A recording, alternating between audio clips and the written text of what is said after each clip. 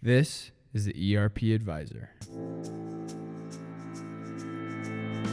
Today's episode, a roadmap to ERP selection.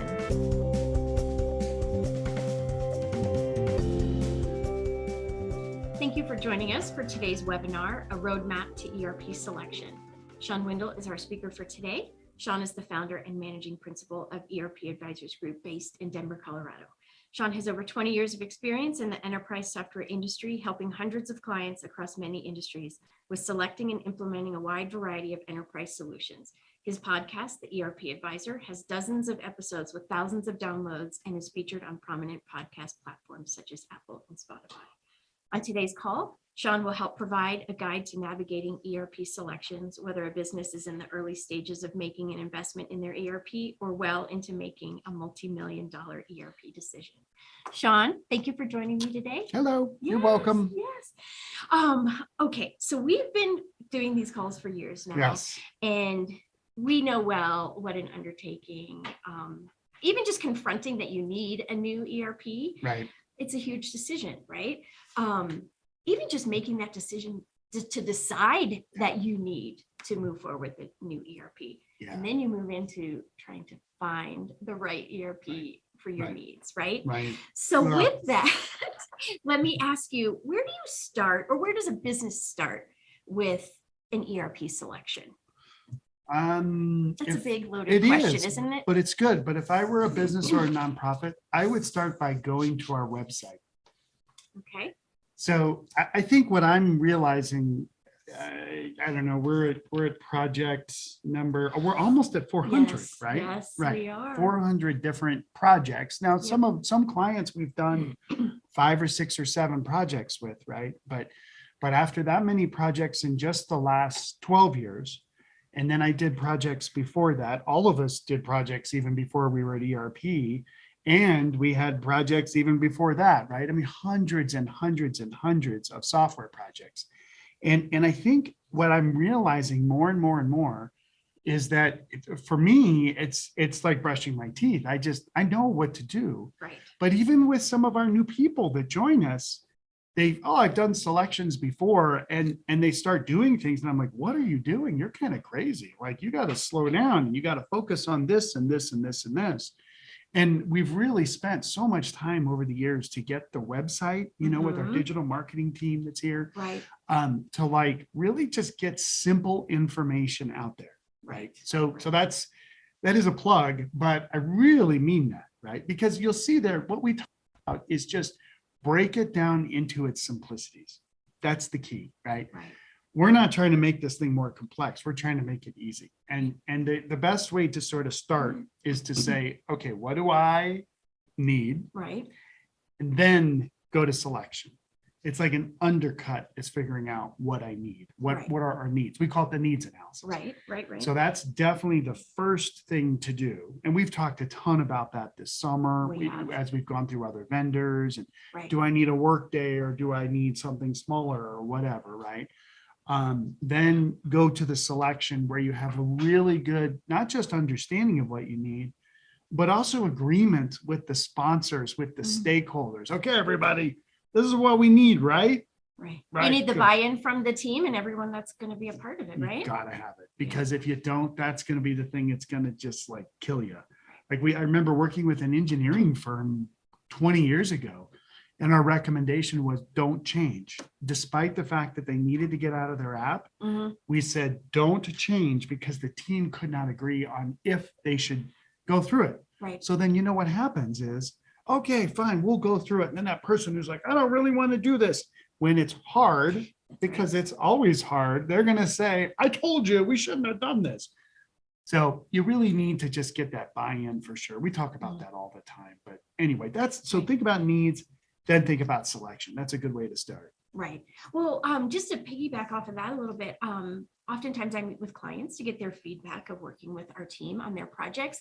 And one I just recently met with, you or our team had advised them that they didn't need to move forward, that they were fine with where they were. And she was honestly surprised that that was the advice that was given, because she was like, you our team Yeah. loses out on revenue You bet. that we could have easily given advice that they needed to pick something and move forward. That's right. And so she just admired the integrity that came with that, of That's being cool. advised to not move forward. So again, it's a matter, we've talked about this forever, of Yeah. knowing your needs, Yeah. right?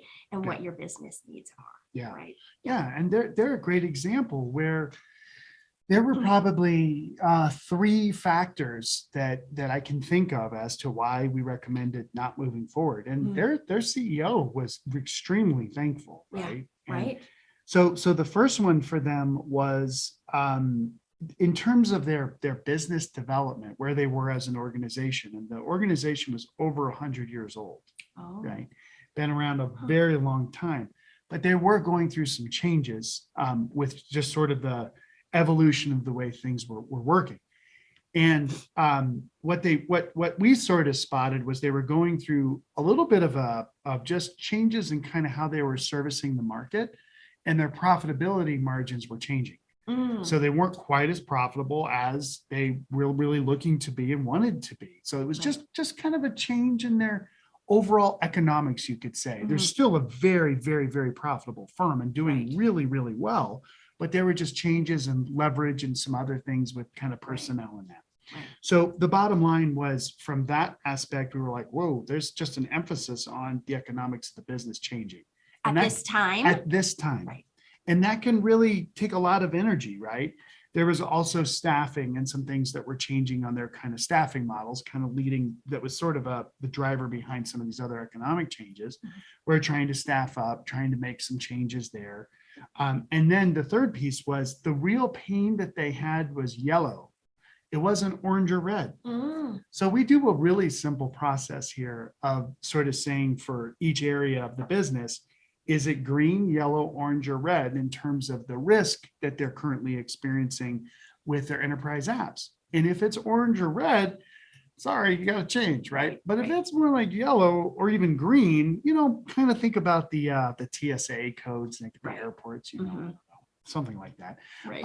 But there just wasn't a lot of risk with what their current apps were. They really needed a lot more reporting. And so we had recommended to enhance their reporting solutions in the short term. Right. And their CEO did come back, was extremely grateful. Right. And he said, yeah, you're right. We need to focus on these other things in the business before we undertake this big ERP implementation. Right. So I felt like that was really good for them. And our team sort of, we kind of had to look at this and say that was the right thing to do for those guys. Right. So there you go. Right.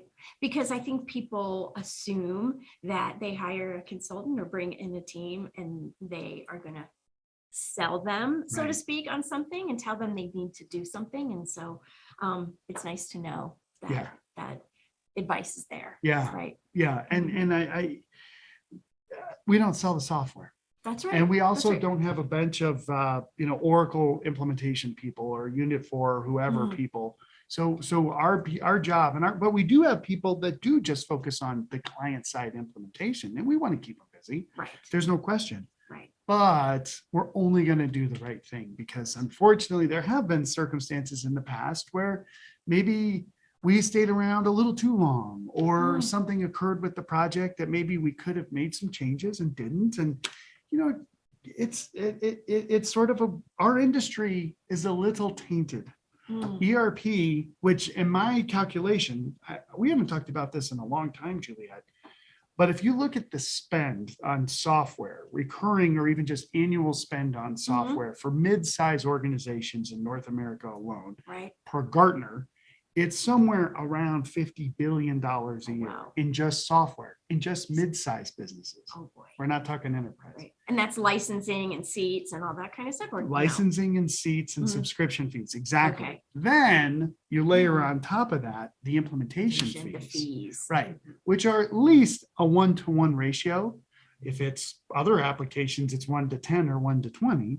So let's just say it's 1-to-1 to be conservative. Now we're talking $100 billion a year. And how much of that $100 billion fails to meet its original business goals? Or people make that investment and they're still not happy with what they bought. Right.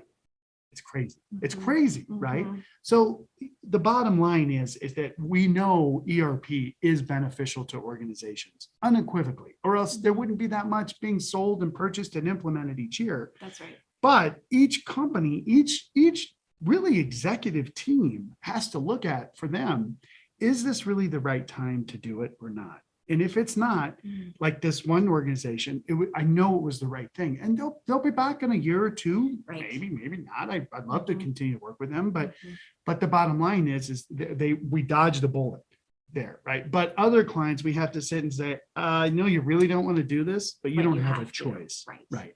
So I think what we're trying to do, and we'll talk more about this here in this call even, is it's a very individualized process, Mhm. right? And I do think sometimes the software vendors, the implementation partners, they tend to sort of cookie cut a little bit. Oh, okay, well, you're just like these other 5 clients, and therefore this is the way it's going to work. And it's, I mean, I could get all whatever, but I won't. But it's like what's the right way to educate a kid? You put them in a class with 30 kids and you say, okay, everybody, we're going to teach you all this stuff the same way. It just It doesn't work that way, right? And it's kind of the same thing with ERP. So Mhm. that's why, the education, what we're trying to do, people really taking responsibility to say, okay, what are we really trying to solve with this? Because if you don't find out what you're trying to solve, or if you're like, oh, I don't think this is really going to work. Guess what? It won't work It won't later. work. And I mean, we had a client that we selected a solution for and helped them with the implementation 10 years ago. Okay. And we talked to them 2 weeks ago, and they're starting to look at new apps. 10 Mhm. years, a great life cycle, right? These decisions don't go away. I mean, it's one thing, like you go in and you're the CIO, CFO, you're running this organization from whatever, CEO, right? And this project is part of your under your guise, under your responsibility for your tenure at this organization, right? And then something happens and you leave, right? Okay, that's fine. Maybe the individual changes, Mhm. right? But that company's stuck with this stuff. Right. And So- who comes in behind? Are they willing to continue working with it, or? Right. And Yes. sometimes it's better to be the second person coming in because you can blame the first for what didn't happen. But better Right. yet, if you do your best Mhm. up front, this stuff isn't rocket science, although we have a client that's kind of a rocket company, and it actually is real. It's actually satellite companies, so freaking complex. But we can break down the ERP, and we'll talk more specifics here next. Well, with that, Sean, at a high level, can you talk to us about what an ERP selection entails? I can. Yeah. Yeah, for sure. I better be able Yes. to. Oh my gosh. Because I certainly can't. I know, that's Right, fine. yes. I'm like, what are my kids' names? But I can tell you what the ERP selection entails. No, because one of our kiddos is actually doing an internship with us this summer. So, Oh, that's yeah, right. yeah, which is so Mhm. fun. But so we can break it down into some basic steps, right? So like I said, figure out what you need, then select. Okay, good. Now, If it was that simple. if it was that simple, but we're gonna cut it down to the simplicities here. So those are the two things. On the needs side, the key thing is to really look at, again, what are you really trying to fix, and is that fixable with software or not? Because sometimes we have clients that say, oh, our applications are terrible and this is, it's not going to work. We go in and ask, and we really ask what's going on. It turns Mhm. out users need more training. Mhm. Well, guess what? If we switch apps, you're going to need more training. But why should we change because you need more training? Let's just get more training. Training with what you're currently using, Yep, right? Yeah, Yep. we save $5 million Mhm. right there, right? Mhm. So that's why we got to figure out what the real needs are. So then on the selection process, we sort of break it down into 5 steps. So we say we got to figure out which vendors do we really want to get involved, and that's software vendors and implementation partners. And remember, we don't get a dime from any of these people, which sometimes I think it'd be easier if we did, because then we know who to call. But we're like, oh, okay, this is like right now we're with all kinds of different businesses, construction, fire departments, food and beverage, lots of manufacturing, nonprofit. Let's just take the nonprofit example. That's a great example. So what software solutions are in the industry for nonprofit software? Mhm. And then what implementation partners are out there for those software solutions? Because this is the first golden tip. Okay. Okay. I'm going to give out several golden nuggets here, Okay. golden tips. This is the first one: is get that implementation partner involved as early as possible. So if you're talking to the software vendor, that's great. They have Mhm. great solutions consultants that can show you the software. But then when that deal is done, Done. whoop, it They're passes over to their account management Mhm. team, which is like, okay, tell me if you need more licenses. Right. I have a problem here. What do I do?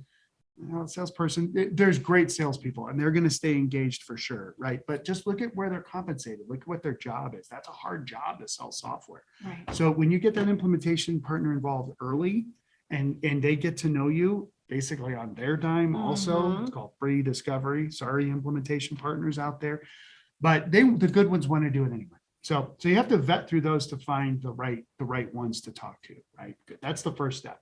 And that's just even like, hey, this is kind of what I got.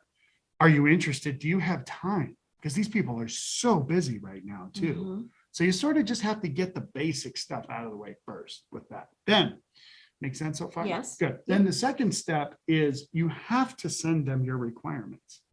If you don't send, I think we've talked about this forever. Literally. If you don't send the vendor what you want, they're going to tell you what you should want. And they're going to tell you what they do. So again, you can't not think about dating when this comes up.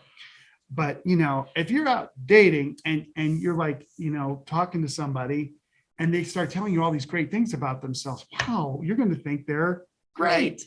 But there's this question about how do you like to save money? Like my wife and I did not have that conversation before we got together. That's for sure, because she has one viewpoint on it and I have a different one.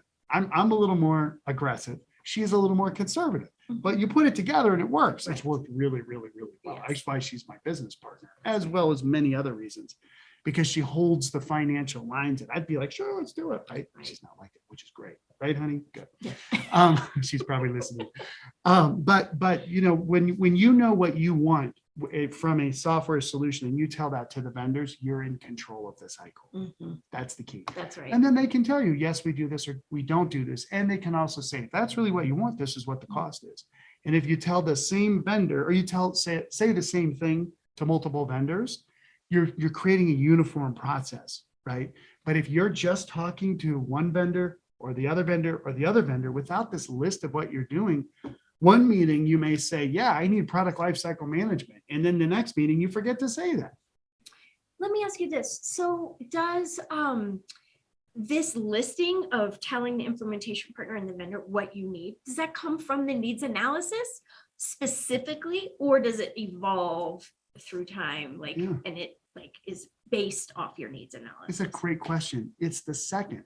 Okay. So it's based off the needs analysis. So we're a life sciences company and we have formula management is a problem we have. How we formulate our compounds is a problem we have. We have an old system that does this, blah, blah, blah, whatever the specifics are. We want to change that.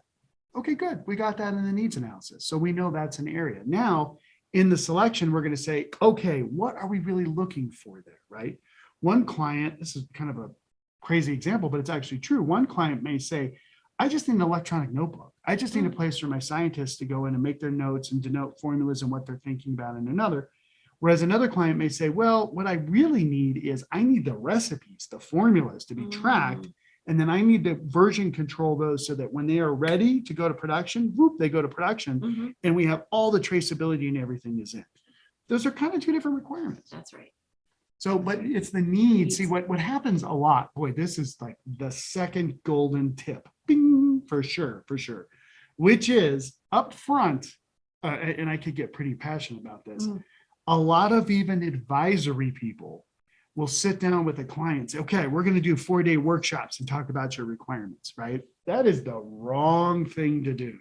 Do not go deep to start.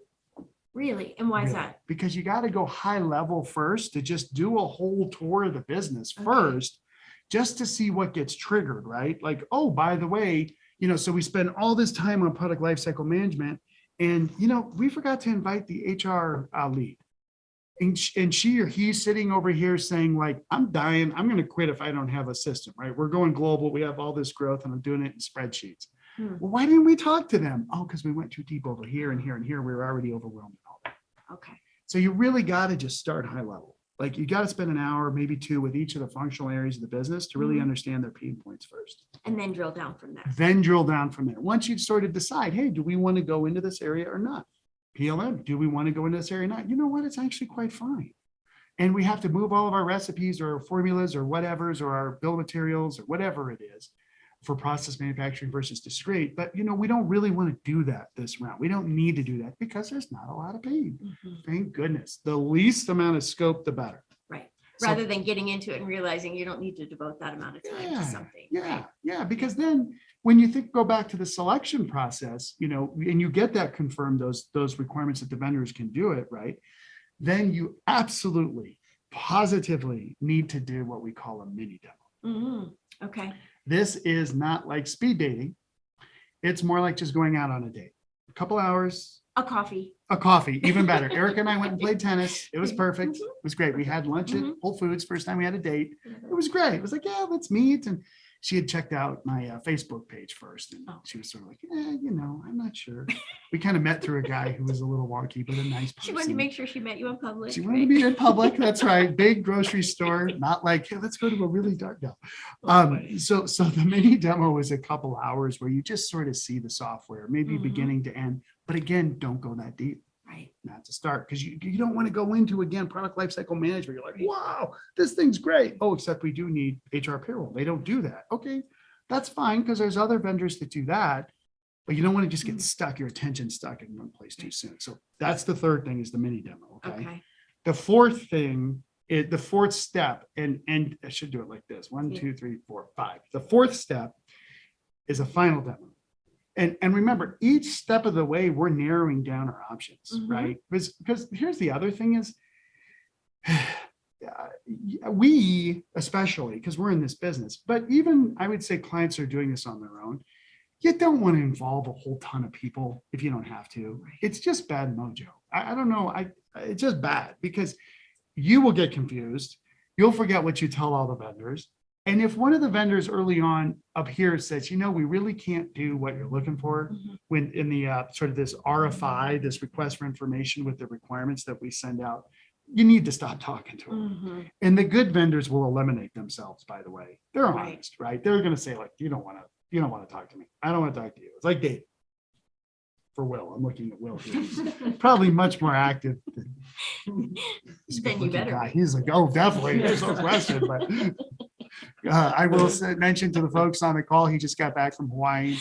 He's a great guy. This is actually now going to be about Will. That's right. Finding him. I'm just kidding. We'll be joining our next podcast. We'll be joining. That's cool. Anyway, that's much more interesting than ERP. But back to ERP. Final demo is where you're going to spend a ton of time going through beginning to end, all the details, really understand what the vendor could do. Again, I would recommend give them a script. Here, do this, show me this. Of what you want of to what see. I want to see. Right. Because those demos are time consuming, right? Oh, yeah. Not just for one person, but for the team and trying to coordinate all those people. So the mini demos can narrow it down, but then also too, having too many options can be confusing. That's right? Now, So the third, am I on 3? I think golden tip. okay. When you are the sponsor or the I can think of only negative words, but when you are the person that is leading these ERP selections, like you're the most courageous person in the company, I think. But when you're that person, you have a lot of your own credibility at stake. I mean, we do. When we bring in a vendor and a vendor does bad, my client says, why did you bring them in? That's always a fun conversation. Oh, yeah. But you do too. If you're the lead who's probably listening to this call, maybe they're working out, they're running or whatever they're doing as they listen to this on the podcast, or they're on live, fine. But you really do have to consider like who you're putting in front of your colleagues. So that's why you vet them up front. You meet them up front, talk to them, make sure that they can speak, that they're nice people, that their application looks like they're saying they can meet their needs. You've looked at the app in the mini demo and made sure that the app looks pretty good, right? Because if you're coming off an old green screen and you go to a whiz bang new app, people aren't going to understand that. So maybe it doesn't have to be the perfect thing, but it needs to be something that works. But in that final demo, you're probably going to need to have stakeholders from the entire business come in. Not everybody, but some key people from accounting, key people from purchasing, key people from projects, key people from grants in, grants out, development, whatever the areas are. And you don't want to waste their time. That's right. Right. That's So, right. so you want to make sure that the vendor's prepared, that you've done all the homework that you can, you get it set up so that the final demo goes well. And the other thing is this, everybody's so busy, like even Rebecca right now, who's Mhm. doing her emails, who's on the call. She was earlier doing something. I'm just kidding. I'm trying to solve problems. Good, solving problems. Just kidding. I had to say that because I mean, even in our own meetings, sometimes, I mean, I'm Right. on my email. I'm not right Right. now. I should turn it off. But you know, in the middle of these demos, especially if they're remote, it's so easy to go into your email. That's right. So do a scorecard. And I don't care if it's, you have to Mhm. send me an email at the end of the session with just your thoughts on how it went, or Right. something more formal, like we do a whole smart sheet form thing and all that stuff. But get your participants to give you feedback and know that they're going to give you feedback so that then they pay attention, That's right. because it's so easy to get lost in this stuff. Right. Well, It's don't so you easy. have that saying, Sean? You've said this several times.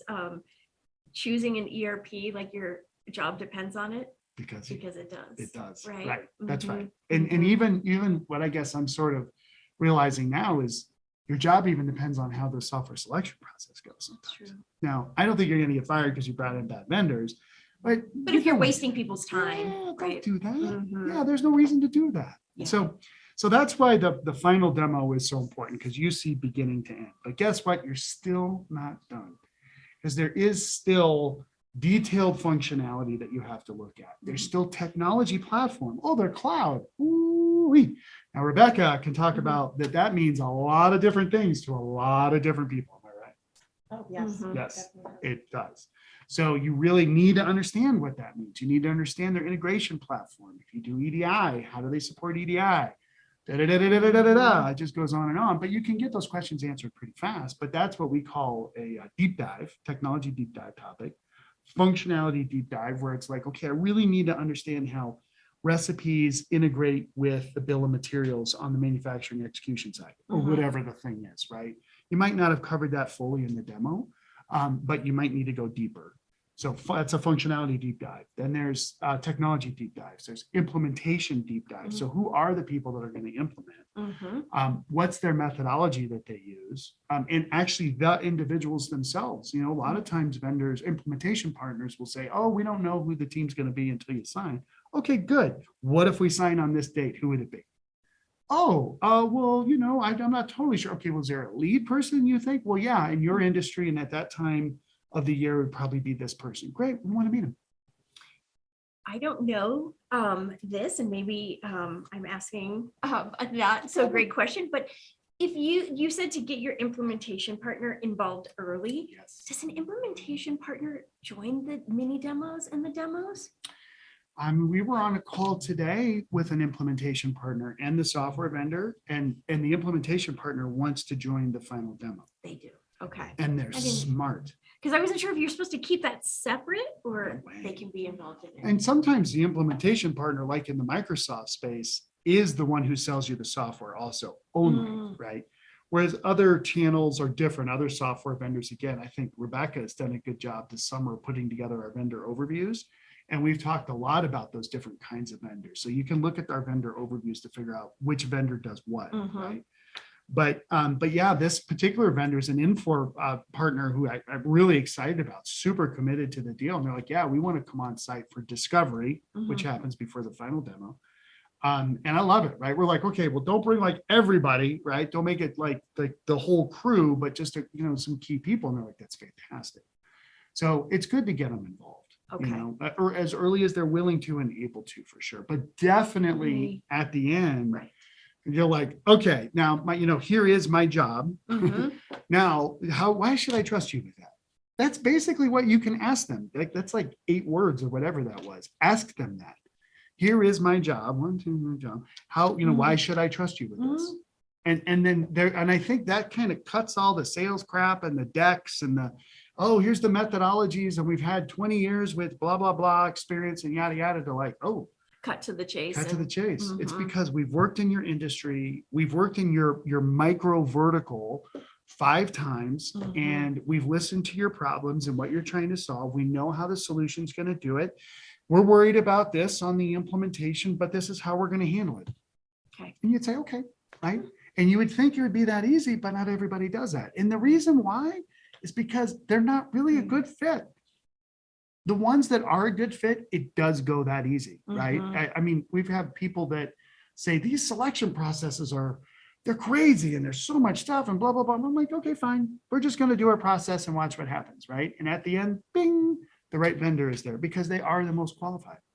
Let me ask you this. If you get choose an implementation partner and you get into the process and you realize like you're not so in love, right? Like, can you change them out and ask them to leave, or are you pretty much like stuck? Well, it's sort of Not like necessarily stuck, but changing an implementation partner is here. I think a divorce is a little bit less complex now, having been through both. I recall with a client it was Christmas in Bismarck. And the implementation partner started the project and it went okay. Actually, a client called us, said, hey, we weren't involved in the implementation, but I'm trying to think of an implementation that we were. I'm sure there's something. That's interesting. Well, let me go back to this other scenario. So we had advised the client on the selection. They went and did the implementation. I told the CFO, look, the implementation partner we were talking to, they've completely changed since we talked to them last. They're total different firm. Just know that. Okay, good. So he starts, and then $750,000 later calls and says, you were right. So good. We come in and we're trying to figure out what's the greatest good here. What's the right thing to do for everybody, not just the client, but also the implementation partner. And just realize that the implementation partner just didn't have what it took. So we had to go vet other implementation partners, found a great firm, and sort of had to do a little bit of a transition. And the original partner really didn't want to do that. And I didn't really want to put them in a position where they kind of had to do that, but I had to put them in a position. So we had a day, it was a cold day in Bismarck, and everybody shows up from the new partner, from the old partner, and I'm sitting at this table and I'm like, this is what's going to happen, guys. You guys are both great firms. This particular client didn't work out. We know the reasons why. Fine. This other firm's going to come in. They're willing to take over and make this right. I need you guys to work together. Everybody's pros. Everybody's pros, right? I mean, I still know those people. Almost all of those people, I know them still, right? That was 10 years ago or however long ago. And, good people figure out a way to do the right thing always. And to pass the hat. Pass right? the hat. That's exactly what they had to do. It was a little bit of forced pass, but it can happen. And listen, here's the thing. What we would do first is if the implementation is not going well, is we identify who is the person on the implementation partner or the client side, but who's the person that's making this not go well. And we figure out what's going on. Oh yeah, the person's busy in their life and they got other stuff going on. Okay, well, that's going to end soon. So fine. Or they're just not qualified.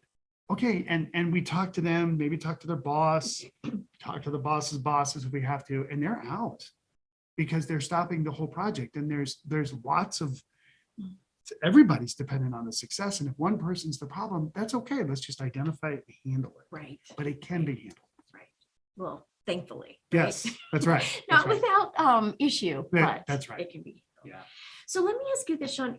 What are some ways that a business can avoid a stalled ERP project? Because I'm sure that happens, right? It does. They Yeah. get to a certain point and then they just can't move forward for whatever reason. Right.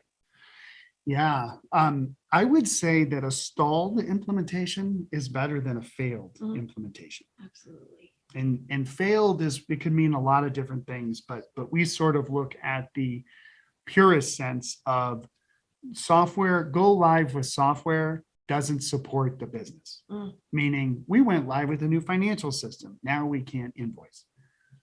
Ouch. We went live with a new purchasing system. We can't purchase with the application. Yes, right. That's the worst case for sure, right? Then there's we went live and the software works, but it was way over budget or took way too long. That's a failure still. But if we went live, software works, and it was a little over budget, it took a little bit longer, bing, success. So then earlier in the process, a stalled implementation is an indicator that somebody at the right level says, this isn't working. And I'm not going to spend any more money on it until somebody figures it out. right? We got involved in a client recently like that, where the project, they bought software, they started the implementation, the CEO said, stop, right? Then we got to come in and figure out what was going on. And very often, if you think about a contractor at your house, they're busy. Those guys are so busy right now. Oh my gosh, right? But let's say we didn't tell them exactly what to do and they start building stuff and you're like, what are you doing? That's not what I wanted. That's not what I wanted. Right now, there could be the problem of they just didn't show up. That's a different kind of problem, right? Or it could be the problem that they're doing what you wanted, but they're really bad at it, right? Those are all different kinds of problems. So the stalled implementation, you have to kind of look and say, what is the stall really about here? What's really happening with this? And if it's the resources aren't doing a good job, we made a bad choice, right? And, that might be why we tell our clients not to make big deposits in advance, because you want to have some control over your dollars, some leverage. That's right. But oftentimes, in my expert opinion, you could quote me on this, 80% of all stalled deals are more because of client-side issues than the implementation partner. But that's because we know the good implementation partners, right? You can get bad implementation partners, but let's say it's good implementation partner. Inevitably, the client's situation changes. So, okay, we need to implement, let's do something simple, financials for these businesses. And we're going to sign up with this company. They're strong. The software vendor supports them. The implementation partner, we met the people, they know what they're doing, sign up, got a good deal, negotiated contracts, everything's fair, start. And then they start doing the work, right? And we buy another company. That makes sense. All the time it happens. And we didn't just buy Or another they're company. sold. Or they're sold to somebody else. And now we have a new strategy. Or, but even in the instance of buying a new company, when these big events happened, there are months and months of pre-work that happens to them that takes people's attention from the ERP over here to something else. So we had a client several years ago that we said, they're like, we're dying on this software solution. We're not sure what to do. And we said, nothing, don't change it, because they were buying 5 to 8 businesses a year and didn't have they had a merger integration team. And those same resources who knew the systems inside and out were awesome. But guess what? They're on every merger project. They're integrating in when they acquired these businesses. So we said, don't do anything. And they said, makes sense. And then 6 months later, they got bought by another company who told them, you're going to use NetSuite. So decision made. Fine. So I'm glad we didn't do that.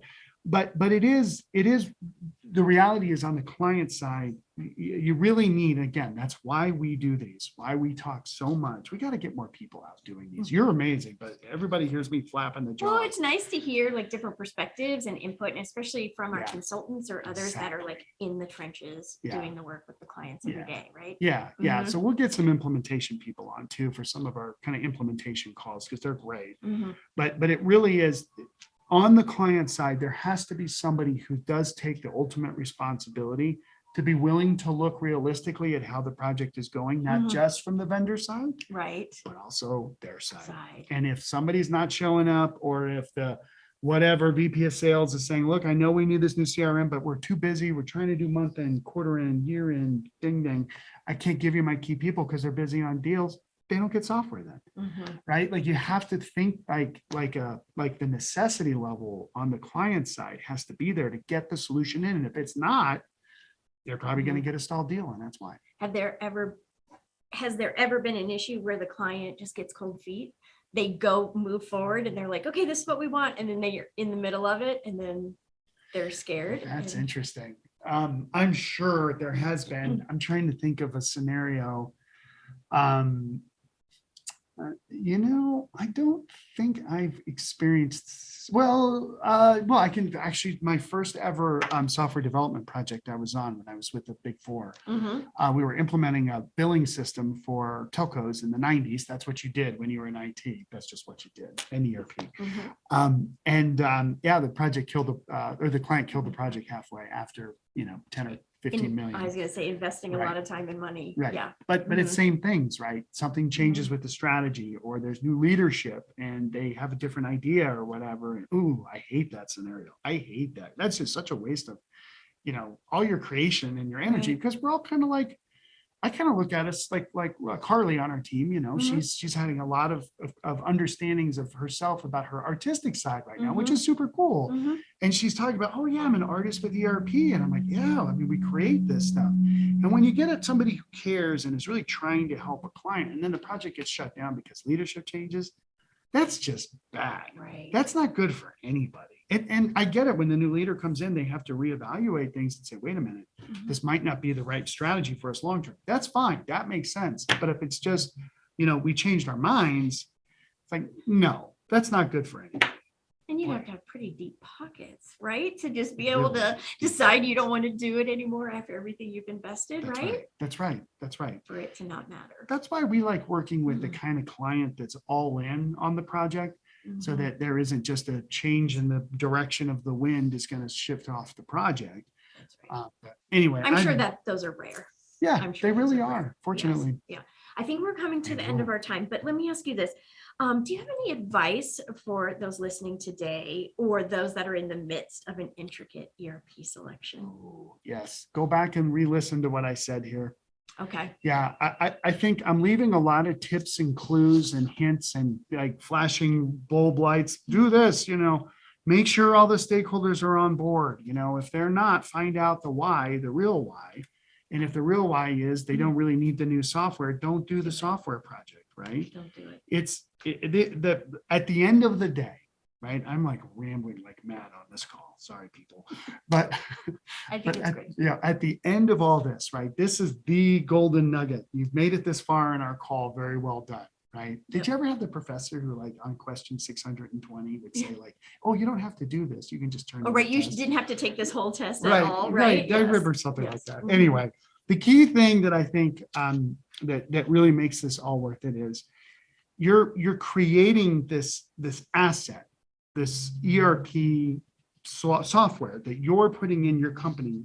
And it's kind of, I could go really wonky right now, but it's kind of like a mind. It's got all this data about the business, Mhm. and it's all in one place, and we can report off of it. We can automate it, blah, blah, blah. We can do all this stuff, but it's like a file system of the business. And that file system really helps the company to sustain over time, because now you're not dependent on the salesperson who has these contacts. Mhm. Those contacts go into the shared, CRM system Right. or mine. Right. So you're building out this information about this business, right? And then the business needs to run with this. It needs to operate with this.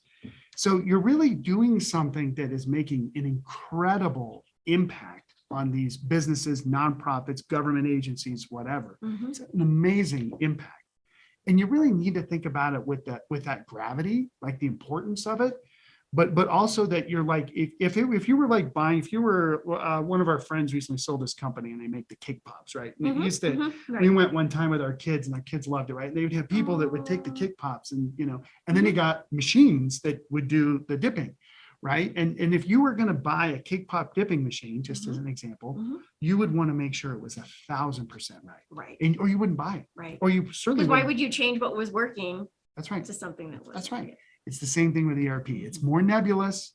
It's more in the cloud, ethereal, but it actually is a thing that you're building as an organization. Treat it as such. It's an asset. How much value is there in the information about a business, the automation that a business can do? And I'm not even talking about AI and Mhm.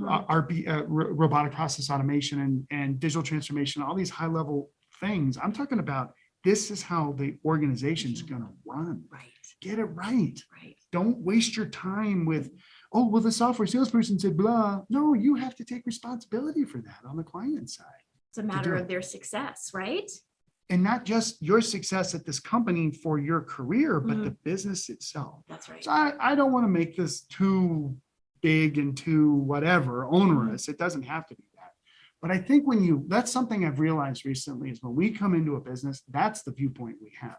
This business is going to run off this software for the next 10 years. Mhm. The decisions we're making and helping them, maybe that's why I've been kind of nervous or just kind of like a little shaky with Erica this week, because I've been so focused on a couple big things we've been doing. But they are big, right? I think our clients need to understand what they're doing is big and it's impactful. And that's okay. but just do it the right way. And if you have the viewpoint of what's the real right way to do this, Mhm. you don't fall for the sales tricks or the sales people that are trying to do something where they're not really showing you what's going on. Because guess Mhm. what? Yeah, there's some people that are like that, but not a lot. Right. The salespeople want to do the right job. Most likely, you're not telling the salesperson what you really want. So they're adding a whole bunch of stuff and you're like, they're salesy. And the salesperson, if you really ask them, like if you really said, listen, I like what I'm seeing, I like what you're saying, but I don't like how this is really going. What do I need to do different, salesperson? Because you're selling to all these businesses all the time. What do these businesses do that makes it right? That salesperson will say, to be totally honest with you, I'm not sure you've really told us what you need for this area. And we're kind of making it up because we don't know what else to do. You want to have that genuine level of conversation with these people because the impact that you're making is that big. That's right. That's right. Well, Sean, thank you so much for your time and always sharing all your expertise. I appreciate it. So Absolutely. we'll pick this up on our next webinar for sure. No, we're not. Yes. We're done. We got to talk about something else. I want to talk about Will and I want to get Rebecca. Yeah. We're going to be on the other side. You guys are going to be over here. That's right. That's right. One day soon. Thank for you, sure. Juliet, as So, always. thanks, Always a Sean. pleasure. Yes. And thank you everyone for joining us for today's call. We appreciate you taking the time. Please let us know if you have any questions. We're happy to help in any way we can. Be sure to join us for our next webinar scheduled for Thursday, September 8th, ERP compliance requirements to go public, when we will cover the playbook on utilizing ERP to go public. Please go to our website, erpadvisorsgroup.com, for more details and to register. ERP Advisors Group is one of the country's top independent enterprise software advisory firms. ERP Advisors Group advises mid to large size businesses on selecting and implementing business applications from enterprise resource planning, customer relationship management, human capital management, business intelligence, and other enterprise applications, which equates to millions of dollars in software deals each year across many industries. This has been the ERP Advisor. Thank you again for joining us.